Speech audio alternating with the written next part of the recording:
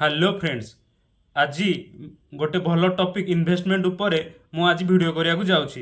एइथिरे आमे कथा बा इन्वेस्टमेंट कौन, इन्वेस्टमेंट जणे काहेकि करिया उचित, इन्वेस्टमेंट रो कौन कौन वेज अछि, आउ इन्वेस्टमेंट रो जहाँ जहाँ भी वेज अछि सेतु केते रिटर्न आमे एक्सपेक्ट करि परिबा एवं इन्वेस्टमेंट करिया पूर्वरु केउ केउ दिग प्रति हमको ध्यान देवाक पड़ियो से विषय रे भी आमे ए वीडियो रे कथा हबा। आशा करुच्ची आपण भिडटी को पूरा लास्ट पर्यंत देखिए एवं से जहाँ भी आमको ज्ञान मिल ताकू आमे आम दैनंदिन जीवन रे केमिति यूज करके आमे भल वेल्थ क्रिएट करि परिबा से विषय रे आमे ए वीडियो रे आज कथा हबा। एबे कथा हबा इन्वेस्टिंग कले कौन कौन आमको फायदा मिल परिबो बा लाभ कौन कौन अच्छी। इन्वेस्टिंग रो मुख्य फायदा है आपणकर जहाँ भी वेल्थ अच्छी धन बा टंका अच्छी ताहा बहुत जल्दी बहुत बड़ आकार रे वृद्धि हम। मात्र या पाई गोटे छोट जिनस करिया आपण जेते जल्दी हो पार आपण आपणकर इन्वेस्टिंग आरंभ करवा उचित। जदि आप दीर्घकालीन भितर इन्वेस्टिंग कले ताले आपणकर वेल्थ बहुत बड़ हो पार, बहुत बड़ आकार आप वेल्थ क्रिएट हो पार। आ गोटे कौन जिनस आपण जदि इन्वेस्टिंग कर इन्वेस्टिंग प्रोसेस द्वारा आपणकर आपण बहुत भल भाव इन्फ्लेशन को बीट करें बा इन्फ्लेशन को आपण ओवरकम करें। आ गोटे जिनस कौन आपण जदि रेगुलार आ बहुत लॉन्ग प्रोसेस देकिना आपण इन्वेस्टिंग करुँच तेज आप गोटे भल रिटायरमेंट फंड भी क्रिएट करें। एबे आसंतु कथा बा इन्वेस्टमेंट माने कौन बा इन्वेस्टिंग कौन। इन्वेस्टिंग बा इन्वेस्टमेंट बा आमर निवेश होउची कौन ना आपणकर टंका को आपण वृद्धि करेंगे over a period of time बा दीर्घकालीन भित्ति जो थिरे कि आपण आपणकर जहाँ भी फाइनेंशियल गोल अच्छी ताकू आपण अचीव करें। से आम सरल भाषा कह गले इन्वेस्टमेंट बा इन्वेस्टिंग आम कौन कह जमीती कि कौन जगह किणवा कि नुआ घर किणवा हेउ बा स्टॉक किणवा हेउ बा म्यूचुअल फंड किणवा हेउ बा बॉन्ड किणवा हेउ बा सुना किणवा हेउ ये सब गुड़ा को आम इन्वेस्टमेंट रो डिफरेंट वेज बोली कहि परिबा। एतर मुख्य कथा कौन आपण रेगुलर से रेगुलर इनकम करि परिबे बा आपणकर से आसेट बा से इन्वेस्टमेंटा लॉन्ग टर्म रे बहुत बड़ वेल्थ क्रिएट करके आपन को दबो।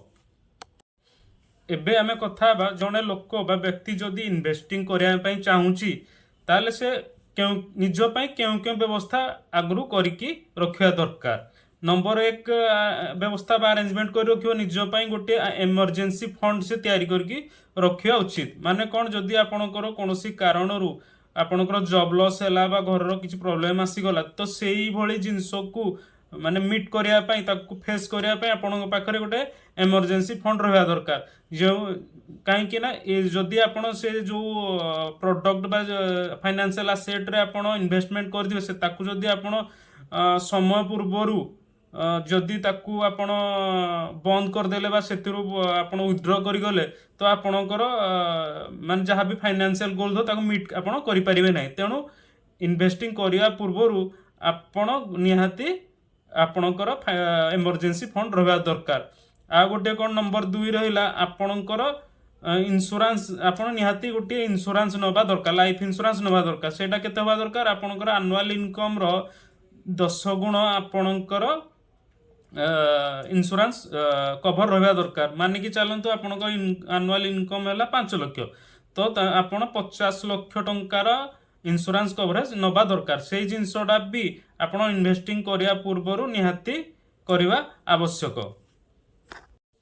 आ गोटे दिग प्रति आमको ध्यान देवा पड़ो आपड़ जब इन्वेस्टिंग करने चाहते आपणकर जहाँ भी डेली एक्सपेंसेस रोचे आपड़ ताकू मीट करने किसी फंड आपण पाखे रहा दरकार। तो से जिनस गुड़ा को ध्यान रखिकी आम आमर इन्वेस्टिंग जड़े स्टार्ट करवा उचित।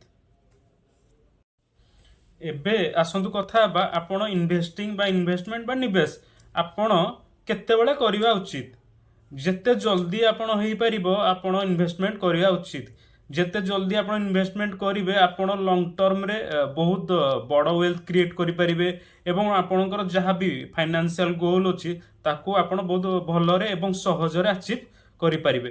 ଆଉ ଗୋଟେ ବଡ଼ ବେନିଫିଟ୍ ହେଲା ଆର୍ଲି ଇନଭେଷ୍ଟିଂର କି ଆପଣ ପାୱାର ଅଫ୍ କମ୍ପାଉଣ୍ଡିଂ ଯୋଉଟାକି ଆମେ କହୁ ଆମେ କି eight wonder of the world କି ଆପଣ ତାର ଆଡଭାଣ୍ଟେଜ ନେଇପାରିବେ, ତାର ବେନିଫିଟ୍ ମଧ୍ୟ ଆପଣ ପାଇପାରିବେ। ଆଉ ଗୋଟେ କ'ଣ ବେନିଫିଟ୍ ହେଲା ଆପଣ ଯଦି ଜଲ୍ଦି ଇନଭେଷ୍ଟମେଣ୍ଟ କରିବେ ତାହେଲେ ଆପଣ ସର୍ଟ ଟର୍ମ ମାର୍କେଟ ଫ୍ଲକ୍ଚୁଏସନ୍ ବା ସ୍ୱଳ୍ପ ସମୟ ପାଇଁ ମାର୍କେଟ ବହୁତ ତଳ ଉପର ହୋଇଥାଏ, ତ ସେଥିରୁ ବଞ୍ଚିବା ପାଇଁ ମଧ୍ୟ ଆପଣ ଯେତେ ଜଲ୍ଦି ଇନଭେଷ୍ଟିଂ ବା ଇନଭେଷ୍ଟମେଣ୍ଟ କରିବେ ତ ଆପଣ ତାର ବେନିଫିଟ୍ ପାଇପାରିବେ ଏବଂ ଲଙ୍ଗ ଟର୍ମରେ ଆପଣ ବହୁତ ବଡ଼ ୱେଲ୍ଥ କ୍ରିଏଟ୍ କରିପାରିବେ। ଆମେ ସମସ୍ତେ ଜାଣିଛନ୍ତି ଆମେ ଯଦି ଇନଭେଷ୍ଟିଂକୁ ପ୍ରପରଲି ବା ୱାଇଜଲି ଯଦି ଆମେ କରିବା ତାହେଲେ ଆମ ଯାହା ବି ଇନଭେଷ୍ଟମେଣ୍ଟ ଆମାଉଣ୍ଟ ଅଛି ତାହା ବହୁତ ଭଲ ଭାବରେ ଏବଂ ବହୁତ ବଡ଼ ଆକାରରେ ବୃଦ୍ଧି ହେବ।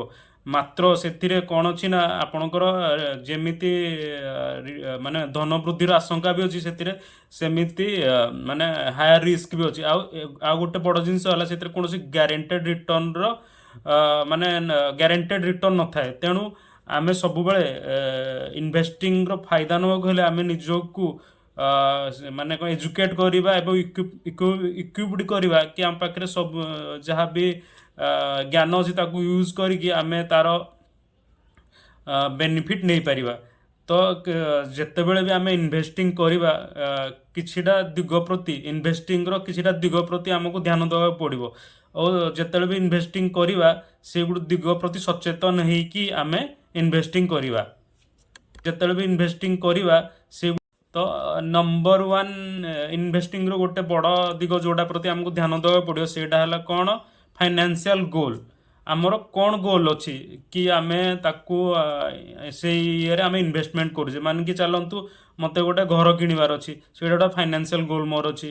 କି ରିଟାୟାରମେଣ୍ଟ ପ୍ଲାନିଂ କରିବାର ଅଛି, ରିଟାୟାରମେଣ୍ଟ ପାଇଁକା କିଛି ଗୋଟେ ଫଣ୍ଡ ତିଆରି କରିବାର ଅଛି, କି ମୁଁ ମୋ ଚିଲଡ୍ରେନର ଭବିଷ୍ୟତ ବା ଏଜୁକେସନ୍ ବା ମ୍ୟାରେଜ୍ ତା ପାଇଁ ମୁଁ ୱେଲ୍ଥ କ୍ରିଏଟ୍ କରିବା ପାଇଁ ଚାହୁଁଛି। ତେଣୁ ଡିଫରେଣ୍ଟ ଫାଇନାନ୍ସିଆଲ ଗୋଲ୍ ପାଇଁ ଡିଫରେଣ୍ଟ ପ୍ରକାର ଇନଭେଷ୍ଟମେଣ୍ଟ ଆଭିନ୍ୟୁଜ୍ ଅଛି, ତ ତାକୁ ଧ୍ୟାନରେ ରଖିକି ଆମେ ସବୁବେଳେ ଇନଭେଷ୍ଟମେଣ୍ଟ କରିବା ଉଚିତ। ଆଉ ଗୋଟେ ନମ୍ବର 2 ଇମ୍ପୋର୍ଟାଣ୍ଟ ଫ୍ୟାକ୍ଟର ହେଲା ଟାଇମ୍ ହୋରାଇଜନ୍। ଆମେ କେତେ ବର୍ଷ ପାଇଁ ବା କେତେ ଟାଇମ୍ ପିରିୟଡ଼ ପାଇଁ ଆମେ ଇନଭେଷ୍ଟମେଣ୍ଟ କରୁଛେ, ତେଣୁ ସେସବୁ ଟାଇମ୍ ହୋରାଇଜନ୍କୁ ଧ୍ୟାନରେ ରଖିକି ବି ଆମେ ଆମର ଇନଭେଷ୍ଟିଂର ପ୍ଲାନିଂ ବା ଷ୍ଟ୍ରାଟେଜିକୁ ରିବାଲାନ୍ସ କରିବାକୁ ପଡ଼ିବ ବା ବାଲାନ୍ସ କରିବାକୁ ପଡ଼ିବ। ଯଦିଓ ମାନେ ଇନଭେଷ୍ଟିଂରେ ହାୟର ରିଟର୍ଣ୍ଣର ଏକ୍ସପେକ୍ଟ ଆମେ କରିଥାଉ, ସେଇଭଳି ସେଥିରେ ହାୟର ରିସ୍କ ବି ଥାଏ। ତେଣୁ ଆପଣ ଆପଣଙ୍କ ରିସ୍କ ଆପେଟାଇଟ୍ ହିସାବରେ ପ୍ଲାନ୍ କରିବେ କି ଆପଣ କେଉଁ ପ୍ରଡ଼କ୍ଟରେ ଇନଭେଷ୍ଟମେଣ୍ଟ କରିବେ। ଆପଣଙ୍କ ନିଜର ରିସ୍କ ଆପେଟାଇଟ୍କୁ ନେଇକି ସବୁବେଳେ ଆପଣ ଇନଭେଷ୍ଟିଂର ବା ଇନଭେଷ୍ଟମେଣ୍ଟ କରିବା ଉଚିତ। ଆଉ ଗୋଟେ ଇନଭେଷ୍ଟମେଣ୍ଟର ବଡ଼ ଦିଗ ହେଲା ଆପଣଙ୍କର ଇନଭେଷ୍ଟମେଣ୍ଟ ନଲେଜ କେତେ ଅଛି। ଆପଣ ଯେକୌଣସି ଇନଭେଷ୍ଟମେଣ୍ଟ ପ୍ରଡ଼କ୍ଟରେ ଇନଭେଷ୍ଟମେଣ୍ଟ କରୁଛନ୍ତି ତାର ବେସିକ୍ସ ଆପଣଙ୍କ ପାଖରେ ରହିବା, ମାନେ ବେସିକ୍ ଇନଫର୍ମେସନ୍ ବା ବେସିକ୍ ନଲେଜ ଆପଣଙ୍କ ପାଖରେ ରହିବା ଦରକାର। ଯଦି ଆପଣ ନୂଆ ଅଛନ୍ତି ଇନଭେଷ୍ଟିଂରେ ତେବେ ବହୁତ ସିମ୍ପଲ୍ ଯେଉଁ ଜିନିଷ ଗୁଡ଼ା ସେଇଗୁଡ଼ାକରେ ହିଁ ଇନଭେଷ୍ଟମେଣ୍ଟ କରନ୍ତୁ। କୌଣସି ଇନଭେଷ୍ଟମେଣ୍ଟ ପ୍ରଡ଼କ୍ଟରେ ଇନଭେଷ୍ଟମେଣ୍ଟ କରିବା ପୂର୍ବରୁ ଆପଣ ନିହାତି ଭାବରେ ମାନେ ଏକଟାକୁ ଜରୁରୀ ଭାବିକି ଆପଣ ତାର ନଲେଜ ନେଇକି ହିଁ ସବୁବେଳେ ଇନଭେଷ୍ଟମେଣ୍ଟ କରନ୍ତୁ। ଆଉ ଗୋଟେ କ'ଣ ହେଲା ଆପଣ ପାଷ୍ଟ ପରଫର୍ମାନ୍ସ ଆଉ ଫ୍ୟୁଚର ପ୍ରସ୍ପେକ୍ଟିଭ ତାକୁ ମାନେ ଚିନ୍ତା କରିକି ସବୁବେଳେ ଇନଭେଷ୍ଟମେଣ୍ଟ କରିବାକୁ ଚେଷ୍ଟା କରନ୍ତୁ। କୌଣସି କମ୍ପାନୀର ପାଷ୍ଟ ପରଫର୍ମାନ୍ସ ଆପଣଙ୍କୁ ଗ୍ୟାରେଣ୍ଟେଡ୍ ରିଟର୍ଣ୍ଣର ବାଧା ଦେବନି କି ଆପଣଙ୍କୁ କହିବନି କି ହଁ ଭଲ ଗୋଟେ କମ୍ପାନୀ ପାଷ୍ଟରେ ବହୁତ ଭଲ ପରଫର୍ମାନ୍ସ କରିଥିଲା ତ ସେ ଆଗକୁ ବି ଭଲ କରିବ। ଆମକୁ ଗୋଟେ ପାଷ୍ଟ ପରଫର୍ମାନ୍ସ ଗୋଟେ ଭଲ ଆଇଡ଼ିଆ ଦେଇଥାଏ କମ୍ପାନୀ ବିଷୟରେ। ତେଣୁ କମ୍ପାନୀର ଫଣ୍ଡାମେଣ୍ଟାଲ ଦେଖିକି ହିଁ ଆମେ ସେଥିରେ ଇନଭେଷ୍ଟମେଣ୍ଟ କରିବା ଉଚିତ ବା ଯେକୌଣସି ପ୍ରଡ଼କ୍ଟର କେତେ ରିଟର୍ଣ୍ଣ ସେ ଦେଇପାରିବ କେତେ କ'ଣ କରିବା ତାକୁ ଷ୍ଟଡି କରିକି ହିଁ ଆମକୁ ଇନଭେଷ୍ଟମେଣ୍ଟ କରିବା ଉଚିତ। ଇନଭେଷ୍ଟମେଣ୍ଟର ଆଉ ଗୋଟେ ବଡ଼ ଦିଗ ହେଲା ବା ଯେଉଁଟାକୁ ଆମେ କରିବା ପୂର୍ବରୁ ଚିନ୍ତା କରିବା ସେଇଟା ହେଲା डाइवर्सिफिकेशन कौन आपण मल्टीपल मल्टीपल कौन इन्वेस्टमेंट प्रोडक्ट रे आपण इन्वेस्टमेंट करिया उचित पर कौन हम कौन सी गोटे प्रोडक्ट जदि किसी समय पाई भल परफॉर्म कलानी तो आपणकर रिस्क डाइवर्सिफाई हो माने आपणक गोटे आपणकर जोड़ी भी लॉस हो लॉसटा मैनेज हो तेणु आप सब आपणकर इन्वेस्टमेंट को डाइवर्सिफाई करा उचित आ गोटे कौन आउ गोटे जिनस प्रति इन्वेस्टिंग आउ गोटे दिग प्रति आपको ध्यान देवा पड़ो सेटा आसेट आलोकेशन माने आप जो डिफरेंट इन्वेस्टिंग प्रोडक्ट आप इन्वेस्टमेंट कर क्यों प्रोडक्ट केते परिमाण इन्वेस्टमेंट करेंगे जोटा कि आप लॉन्ग टर्म रे बहुत भल रिटर्न दब एवं आपण रिस्क को मैनेज कर जिनसटा आप चिंता करी आप इन्वेस्टमेंट इन्वेस्टिंग निवेश करवा उचित आ गोटे कौन है टैक्स टैक्स हूँ बहुत बड़ जिनस तो different asset different investing product अलग अलग सब टैक्स लगी थाए तो कौन हम तेणु से टैक्स को बचाई मैनेज करने आपण अलग अलग प्रोडक्ट रे इन्वेस्टमेंट करेंगे जो कि डिफरेंट टैक्स लगुव फल आपन लॉन्ग टर्म रे बहुत भल रिटर्न मिल एवं आपणकर भल वेल्थ क्रिएट हो पार आ गोटे कौन जिनस आपण रेगुलर इंटरवल रे आपणकर प्रोडक्ट इन्वेस्टमेंट प्रोडक्ट को रिव्यू करथिबे फल कोडी ऊपर तल जदि किछि हला ताको रिबालांस भी आपण भी करि पारथु एई सब दिग प्रति आपण जदि ध्यान देबे तेबे आपण इन्वेस्टिंग बा इन्वेस्टमेंट करी कि आपण भलो रिटर्न बा भलो वेल्थ क्रिएट करि परिबे एबे आसंतु कथा बा डिफरेंट एवेन्यूज ऑफ इन्वेस्टमेंट बा डिफरेंट वेज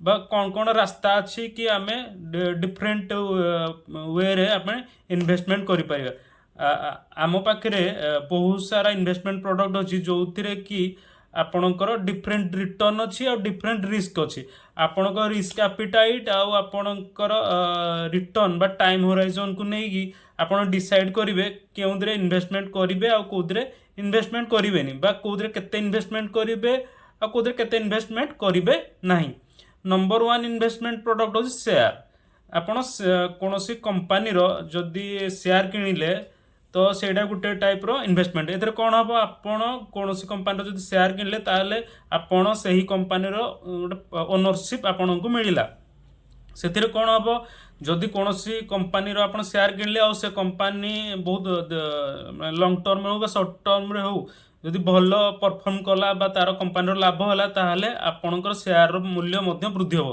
फल आपण भल धन अर्जन बा भल वेल्थ क्रिएट करें मात्र एटा गोटे ए हाई रिस्क इनवॉल्व अच्छी तेणु आपड़ से रिस्क को नजर रखिकी आपड़ से इन्वेस्टमेंट करें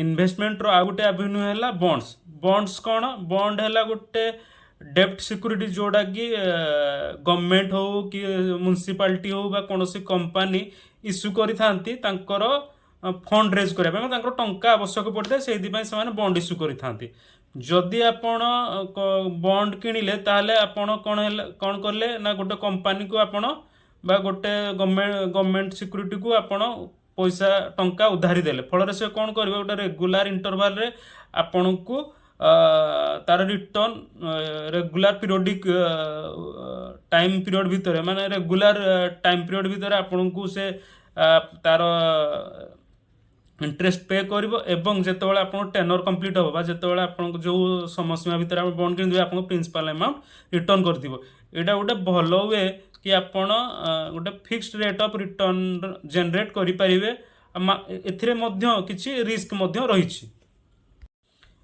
इन्वेस्टमेंट रो आ गोटे प्रोडक्ट रहिला म्यूचुअल फंड रे कौन हुए म्यूचुअल फंड रे से कंपनी रो फंड मैनेजर बा से संस्था डिफरेंट इन्वेस्टर मानक ठारू टंका आनी शेयर मार्केट इन्वेस्टमेंट करवा डेब्ट मार्केट इन्वेस्टमेंट करवा बा अदर जेते फाइनेंशियल सिक्यूरिटी अछि ताकू इन्वेस्टमेंट करवा एतरे कौन हुए आप से माने डाइवर्सिफाई करिकी आपण को टंका को इन्वेस्टमेंट करि थांती एवं सेथिरु भल रिटर्न से माने जनरेट करके इन्वेस्टर मान को दे था ए कौन हुए ए माने इन्वेस्टर मानकर काम ही से माने काम ही किसी न थाए से माने केवल म्यूचुअल फंड कंपनी को टंका दे था से माने कौन करती लॉन्ग टर्म रे हो तार रिस्क को नेइकी से माने विभिन्न कंपनी इन्वेस्टमेंट करिकी इन्वेस्टमेंट को रिटर्न देई थांती। इन्वेस्टमेंट रो आ गोटे वे बा एवेन्यू हैला ईटीएफ बा एक्सचेंज ट्रेडेड फंड। ईटीएफ गुड़िक म्यूचुअल फंड भली मात्र एगुड़िक पासिव फंड आउ एगुड़िक जेगुड़ा कि इंडेक्स रे इन्वेस्टमेंट होता है। एगुड़िक कौन एगुड़ाक बेनिफिट कौन एगुड़िक बहुत कॉस्ट इफेक्टिव एवं एगुड़िकर लिक्विडिटी अधिका थाए। तेणु एथिरे जो माने इन्वेस्टमेंट करेंगे से माने बहुत कम कंपैरेटिवली कम रिस्क रे भल रिटर्न एक्सपेक्ट करि परिबे। इन्वेस्टमेंट रो आ गोटे वे होउची आपण रियल इस्टेट रे इन्वेस्टमेंट करेंगे। रियल इस्टेट रे इन्वेस्टमेंट कले आपण को माने भल रेंटाल इनकम मिलिबो, आपणकर वेल्थ भी भल क्रिएट हो पारिबो। मात्र रियल इस्टेट रे माने कौन कले डिफरेंट लेवल रो डिफरेंट टाइप रो रिस्क भी रही। आपण केउं जगार माने आपण प्रॉपर्टी किणुचंदी प्रॉपर्टी रो लोकेशन केमती अछि, तार डिमांड केमिति अछि, ताकू नै कि तार रिस्क भी थाए आउ सेतिरे रिटर्न भी सेही भली थाए। इन्वेस्टिंग रो आ गोटे जणाशुना वे होउची invest in precious metal. Precious metal को गुड़ा आपण जदि गोल्ड आ सिल्वर इन्वेस्टमेंट कले तो सेडा गोटे भल लॉन्ग टर्म रे बहुत भल रिटर्न देई पारे। आपण जानिचंती आमे समस्ते बहुत पुराना कालरू सिल्वर और गोल्ड रे इन्वेस्टमेंट करि थांती। एथिरे एदिपाई आमे भी इन्वेस्टमेंट करि थांती जोड़ा कि हमर इन्फ्लेशन को बीट करि थाए एवं कोनोसी इकोनॉमिक क्राइसिस आसिले सेगुडा को भल से फेस करिया पई आमे ए सिल्वर और गोल्ड को इन्वेस्टमेंट हिसाब रे नै थाउ। मात्र आजिका डेट रे सिल्वर और गोल्ड इन्वेस्टमेंट करिवार बहुत सारा वेज अछि। जेमिति कि आपण फिजिकल वे रे सिल्वर गोल्ड नै कि आपण पाखे रखि पारे। सिमिलरली आपण मार्केट रे मध्य आपण सेतिरे इन्वेस्टमेंट करि पारे। जेमिति कि आपण कोनोसी कंपनी रो ईटीएफ माने गोल्ड ईटीएफ या सिल्वर ईटीएफ किन के इन्वेस्टमेंट करि पारिबे, सोवरजन गोल्ड बॉन्ड किन के इन्वेस्टमेंट करि पारिबे एवं मल्टी कमोडिटी एक्सचेंज भली कमोडिटी एक्सचेंज रे मध्य आपण सिल्वर और गोल्ड रे इन्वेस्टमेंट करके बहुत भल रिटर्न एक्सपेक्ट करि पारिबे। मात्र से एमसीएक्स रे ट्रेड करिया पई हेले आपण को किछि मिनिमम नॉलेज दरकार। से नॉलेज को गेन करिकी बा आहरण करिकी आपण सिल्वर गोल्ड रो बहुत भल रिटर्न एक्सपेक्ट करि पारिबे। आमे तो इन्वेस्टमेंट रो वेज गुड़ा जानिले, एबे जानिबा माने इन्वेस्टमेंट रो रिटर्न को नेकी तार फायदा को नेकी बहुत सारा फ्रॉड आ स्कैम आम मार्केट रोची। तेणु आज ए कॉमन इन्वेस्टर आमे से फ्रॉड बा स्कैम रु केमिति बंची पारिबा, कौन बंची पारिबा, कौन कले से गुड़ा को आमे अवॉइड करि पारिबा एबे आमे डिस्कशन करिबा। नंबर 1 प्रिकॉशन आमे नबा कोन कि जे कोनोसी कंपनी बा इन्वेस्टमेंट प्रोडक्ट एवं कोनोसी लोक जे भी इन्वेस्ट कहूची कि मो इन्वेस्टमेंट करे देबी तो आपण कौन करेंगे ता पूर्वर बहुत भल भाव इन्वेस्टमेंट प्रोडक्ट से लोकर बैकग्राउंड बा कंपनी सब गुड़ा बहुत भल से जांच करेंगे एवं जदि आप साटिस्फाई हेले ताहले जाइक सेतिरे इन्वेस्टमेंट करेंगे। बिना जांच बा बिना प्रॉपर इन्वेस्टिगेशन रे आपण इन्वेस्टमेंट करंतु नाही। आ गोटे दिग प्रति आप ध्यान देवे फ्रॉड बा स्कैम रो बंचिया सेटा है कौन ग्यारंटेड रिटर्न रो बाधा करुवा जो मैंने कहती कि आम ग्यारंटेड रिटर्न देबू विथ हाई रिटर्न देबू से भाया इन्वेस्टमेंट प्रोडक्ट रु आपण दूर रे रुहंतु, से भाया कंपनी ठारू दूर रे रुहंतु। शेयर मार्केट किंबा डेब्ट मार्केट रे रिस्क इन्वॉल्व थाए, तेणु ग्यारंटेड रेट ऑफ रिटर्न कहूथबा व्यक्ति बा कंपनी रो आपण दूर रे रुहंतु। एथिरे रिस्क इन्वॉल्व थाए, तेणु आपण से भाया जिनस रो दूर रे रहया को चेष्टा करंतु। आ गोटे स्टेप आपण नेबे से फ्रॉडस्टर मान को दूरे रहिया से माने कोन करे फ्रॉडस्टर माने बस कामर माने कोन करंती आपण को ऊपर प्रेशर क्रिएट करंती कि आमे बहुत जल्दी आपण को रिटर्न देबू, फल रे आपण जल्दी जल्दी डिसीजन नै जान। तेणु आपण केबे भी जल्दबाजी रे डिसीजन नियंतु नै, प्रॉपर इन्वेस्टिगेशन करी कि धैर्यर सह चिंता करी कि आपण इन्वेस्टमेंट करंतु, फल रे आपण से फ्रॉडस्टर स्कैमर मान को थारु बंची परिबे। ଆଉ ଗୋଟେ ଦିଗ ଆପଣ କ'ଣ କରିବେ, ଆପଣ ସବୁବେଳେ ସଚେତନ ରହିବେ। ଆପଣ କ'ଣ କରିବେ, କୌଣସି ଗ୍ୟାରେଣ୍ଟେଡ୍ ରିଟର୍ନ କିଏ ଦେଉଛି ବା ସେ ସ୍କିମ୍ ବିଷୟରେ ଆପଣଙ୍କୁ ଭଲସେ ବୁଝାଉ ନାହିଁ, ସେଗୁଡ଼ା ରେଗୁଲେଟେଡ୍ ଅଛି କି ନାହିଁ ସେ ବିଷୟ ପ୍ରତି ବି ଧ୍ୟାନ ଦେବେ। ସେ ବିଷୟରୁ ଧ୍ୟାନ ଦେଲେ ଆପଣ ସ୍କାମ୍ରୁ ବଞ୍ଚିପାରିବେ। ଆଉ ଗୋଟେ କ'ଣ ରହିବ, ଆପଣ ଯଦି କୌଣସି ସେଗୁଡ଼ା ଯେଉଁ ପ୍ରଡ଼କ୍ଟ ଗୁଡ଼ା ସେ ସେଲ୍ କରୁଛନ୍ତି ସେଗୁଡ଼ା ବା ଯେଉଁ ପ୍ରଡ଼କ୍ଟ ଗୁଡ଼ା ଆପଣଙ୍କୁ ଦେଉଛନ୍ତି ସେଗୁଡ଼ା ରେଗୁଲେଟେଡ୍ ୱେଲ୍ ରେଗୁଲେଟେଡ୍ ଅଛି କି ନାହିଁ, ତାର ରେଗୁଲେଟେଡ୍ ଅଥରିଟି ଅଛି କି ନାହିଁ, ଏଗୁଡ଼ା ସବୁ କ'ଣ କରିବେ, ଗଭର୍ଣ୍ଣମେଣ୍ଟର ବହୁତ ସାରା ୱେବସାଇଟ୍ ଅଛି ଯେଉଁଥିରେ ଯାଇକି ଆପଣ ଚେକ୍ କରିପାରିବେ। ଫଳରେ ଆପଣ ଆଉ ସେ ଫ୍ରଡ୍ ଆଉ ସ୍କାମ୍ରେ ପଡ଼ିବେନି। ଆଉ ବି ଗୋଟେ ଜିନିଷ ରହିଲା କ'ଣ, ଆପଣ ଯଦି ଦେଖିଲେ କି କିଛି ସେଥିରେ ମାନେ ଟ୍ରାନ୍ସପରେନ୍ସି ନାହିଁ, କିଛି ଡିସ୍କ୍ରିପେନ୍ସି ଅଛି, ସେଗୁଡ଼ା ଯାଇକି ରେଗୁଲେଟେଡ୍ ଅଥରିଟି ଯେଉଁମାନେ ଆପ୍ରୁଭ୍ଡ ଅଥରିଟି ଅଛନ୍ତି ଗଭର୍ଣ୍ଣମେଣ୍ଟ ଅଫ୍ ଇଣ୍ଡିଆର, ତାକୁ ଯାଇକି ରିପୋର୍ଟ ମଧ୍ୟ କରିବେ। ଫଳରେ ଆପଣ ବି ବଞ୍ଚିପାରିବେ ଆଉ ଅଲଗା ଲୋକକୁ ମଧ୍ୟ ସେ ଫ୍ରଡ୍ରୁ ବଞ୍ଚେଇ ପାରିବେ। ଆଉ ସମସ୍ତଙ୍କଠୁ ଇମ୍ପୋର୍ଟାଣ୍ଟ ଜିନିଷ ହେଲା, ଆପଣ ସବୁବେଳେ ଚେଷ୍ଟା କରିବେ ଗୋଟେ ଭଲ ଫାଇନାନ୍ସିଆଲ ଆଡ଼ଭାଇଜର ସହାୟତା ନେବା ପାଇଁ। ସେ କ'ଣ କରିବ, ସେଥିରେ ସେ ଆପଣଙ୍କର ରିସ୍କ ଆପେଟାଇଟ୍, ଆପଣଙ୍କର ଟାଇମ୍ ହୋରାଇଜନକୁ ଦେଖିକି ଆପଣଙ୍କର କେଉଁ କେଉଁ ପ୍ରଡ଼କ୍ଟରେ ଆପଣ ଇନଭେଷ୍ଟମେଣ୍ଟ କରିବେ, କେତେ କରିବେ, କେତେ ପରିମାଣରେ କରିବେ, ଏସବୁ ବହୁତ ଭଲସେ ଆପଣଙ୍କୁ ଆଡ଼ଭାଇସ୍ ଦେବ। ଫଳରେ ଆପଣଙ୍କ ଭଲ ୱେଲ୍ଥ ବି କ୍ରିଏଟ୍ କରିବେ। ଆଉ ଗୋଟେ ବଡ଼ ଜିନିଷ ହେଲା, ଆପଣ ସ୍କାମର ଫ୍ରଡଷ୍ଟର ମାନଙ୍କ ଠାରୁ ବି ଦୂରରେ ରହିପାରିବେ। ଏବେ ଆସନ୍ତୁ କଥା ହେବା ଇନଭେଷ୍ଟମେଣ୍ଟ ବା ନିବେଶରେ ଆମେ କେମିତି ଯାହା ବି ରିସ୍କ ଅଛି ତାକୁ ଆମେ କେମିତି ମ୍ୟାନେଜ କରିବା।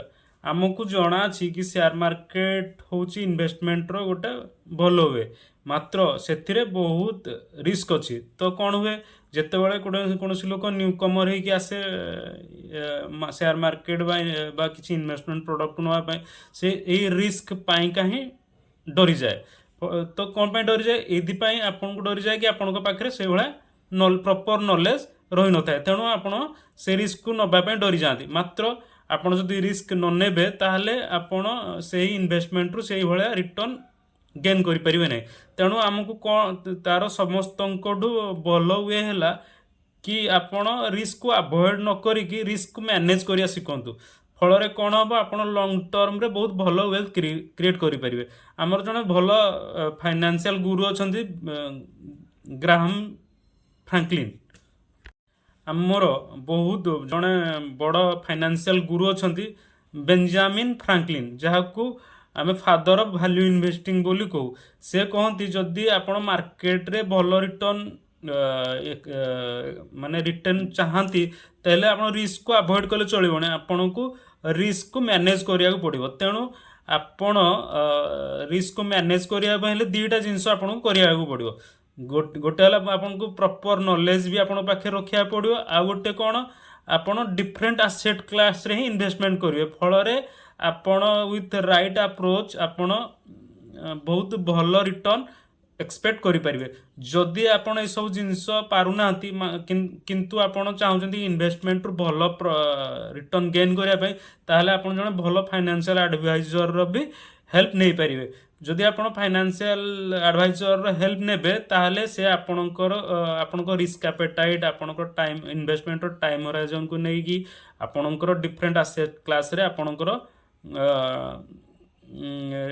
ମନି ବା ଆପଣଙ୍କ ୱେଲ୍ଥ ଯାହା ବି ଅଛି ତାକୁ ଇନଭେଷ୍ଟମେଣ୍ଟ କରିବ ଏବଂ ଲଙ୍ଗ ଟର୍ମରେ ଆପଣଙ୍କର ୱେଲ୍ଥକୁ ବହୁତ ଭଲ ଗ୍ରୋ କରିପାରିବ। ତେଣୁ ଏସବୁ ଜିନିଷ ପ୍ରତି ଆମକୁ ଧ୍ୟାନ ଦେବାକୁ ପଡ଼ିବ। ଏହି ଭିଡ଼ିଓରେ ମୁଁ ଇନଭେଷ୍ଟିଂ ବା ଇନଭେଷ୍ଟମେଣ୍ଟ ବା ନିବେଶ, ଆପଣ ଯାହା ବି କୁହନ୍ତୁ, ତା ବିଷୟରେ ଜଣାଇବା ପାଇଁ ଚେଷ୍ଟା କରିଛି। ଆଶା କରୁଛି ଏହି ଭିଡ଼ିଓରୁ ଆପଣଙ୍କୁ କିଛି ଇନଭେଷ୍ଟିଂ ରିଗାର୍ଡ଼ିଂ ନଲେଜ ମିଳିଥିବ। ତେଣୁ ଆପଣ ଇନଭେଷ୍ଟିଂରୁ ଦୂରେଇ ନ ଯାଇ ଆପଣ ଇନଭେଷ୍ଟିଂ କରନ୍ତୁ ଏବଂ ଆପଣଙ୍କର ଭଲ ୱେଲ୍ଥ କ୍ରିଏଟ୍ କରନ୍ତୁ। ଯଦି ଏହି ଭିଡ଼ିଓଟି ଆପଣଙ୍କୁ ଭଲ ଲାଗିଛି, ତାହେଲେ ଆମ ଭିଡ଼ିଓକୁ ଲାଇକ୍, ସେୟାର ଏବଂ ଫଲୋ କରିବେ। ଆଉ ଆପଣଙ୍କର ଭ୍ୟାଲୁଏବୁଲ୍ କମେଣ୍ଟ ମଧ୍ୟ କମେଣ୍ଟ ସେକ୍ସନରେ ଦେବେ। ଧନ୍ୟବାଦ।